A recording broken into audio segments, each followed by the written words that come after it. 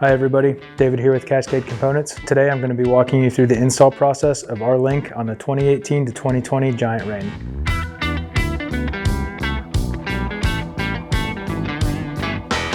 To install the link on your bike, you'll need the link itself along with the shock spacer, shock extender, and shock extender bolt. You'll need a torque wrench with bits. You'll need some Allen wrenches. Here we're using an 8, 6, 5, and 4 millimeter. You'll need some grease. And you'll need a crescent wrench, or in this case we're using some Knipex adjustable pliers.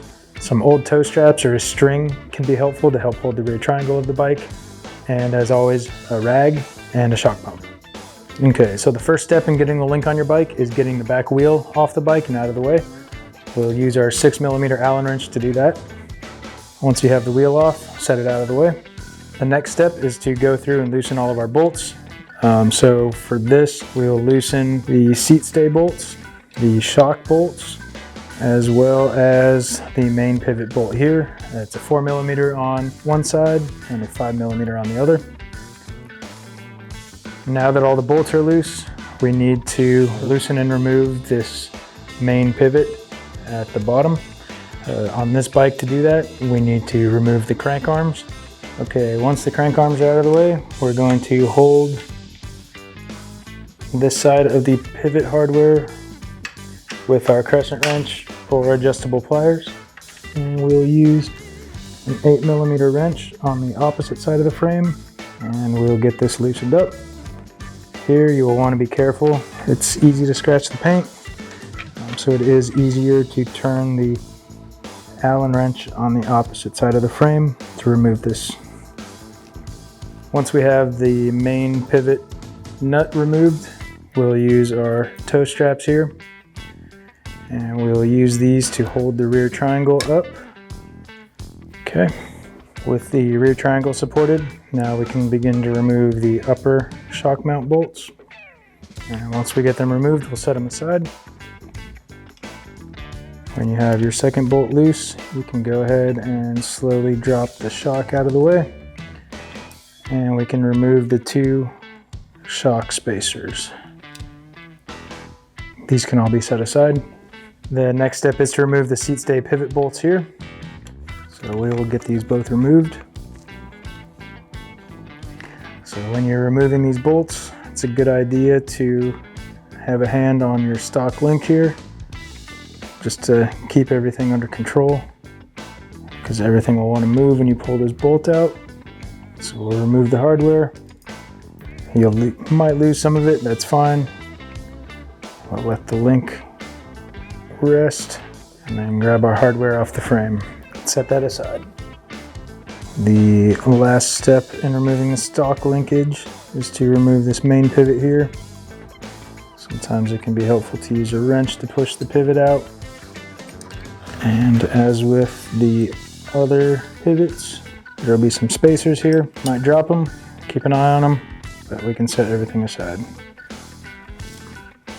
Because the Cascade Components link has a shock extender, what we'll need to do now is remove the shock. We've already undone the nut on this pivot, so we'll push this out with our hand and pull the axle out, and we can remove the shock and set this aside. We'll also remove the shock spacers here so we can get everything cleaned up. Once you have everything off the frame, obviously there's a bunch of dirt that you probably haven't cleaned for a while. So we'll use this opportunity to get all this dirt, grit and grime out of our pivots. We'll also take this opportunity to clean up all of our hardware. There's always a bunch of old grease and grit and mud and dirt that gets stuck to everything. So we'll get everything cleaned up and ready to reinstall on the bike. Now that we've got our hardware cleaned up, all these washers we'll go through and put a little dab of grease on them. This will help keep them in place during reassembly. We can also go ahead and put a little grease on our axles so we can spread it around with our fingers. At this point in the process, we're going to install our shock spacer into the shock. Just insert it into the lower eyelet there. And we'll grab our shock extender, slip it over the spacer and shock eyelet, and then insert our bolt This part tends to be easier if you have it clocked a little bit off center to the left. And we'll use this opportunity to torque this bolt. The torque spec on it is 16 Newton meters. And then once your bolt is torqued, you can use your adjustable pliers or crescent wrench to roughly get this lined up with the shock. Ideally, you want everything in a straight line. If you haven't already, this is the opportunity to get everything clocked correctly. You can very easily grab your shock and rotate this bottom eyelet 90 degrees so this bolt is facing forward. And you want to eyeball this and get it as close as you can to 90 degrees, but we can fine tune that once it's back on the bike. At this point in the process, we're going to start the reassembly, and we're going to install the shock first. This part is kind of tricky with the bolt, shock, and all the spacers. The best way to do it is to start with this bolt back in place. I have to wiggle everything around to get it in.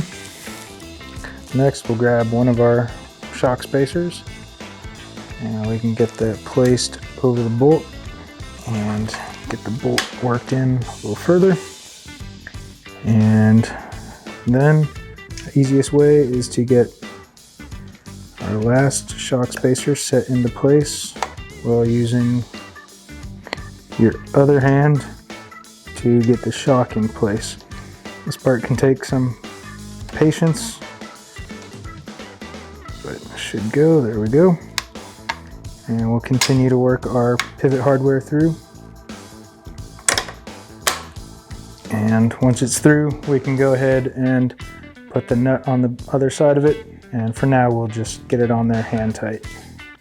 Now we'll grab our Cascade Components link, and we'll grab our two bearing spacers, and using the grease, we'll stick them in place here. One on that side, one on the other. And we'll grab our main pivot and take this over to the bike.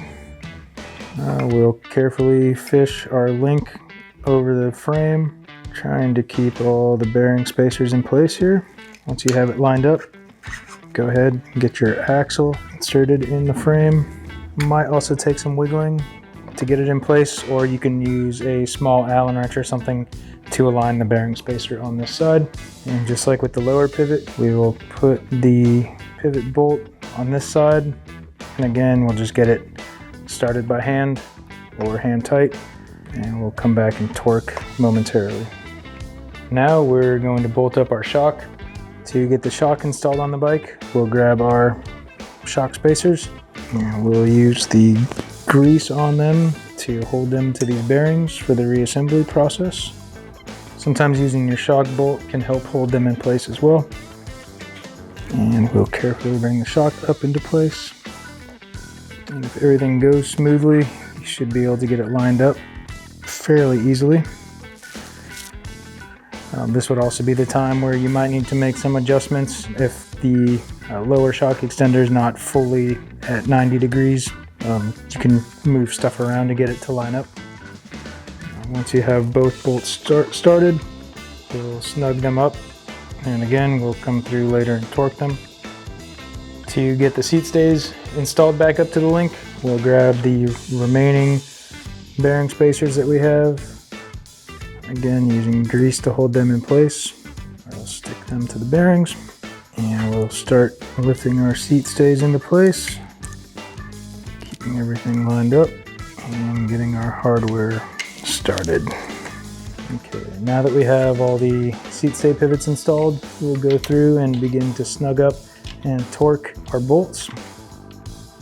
So using our torque wrench, we're going to go through and follow the torque specs that are printed on the bolts themselves. On this specific frame, the seat stay and shock bolts are 15 Newton meters. And for the main pivot bolt, torque spec on this is 11 Newton meters. And we'll have our 4mm wrench on the other side to back it. Okay, at this point in the install process, everything is torqued, and now reinstall your cranks per manufacturer specifications. Now that you have your cranks on, we'll get the back wheel reinstalled.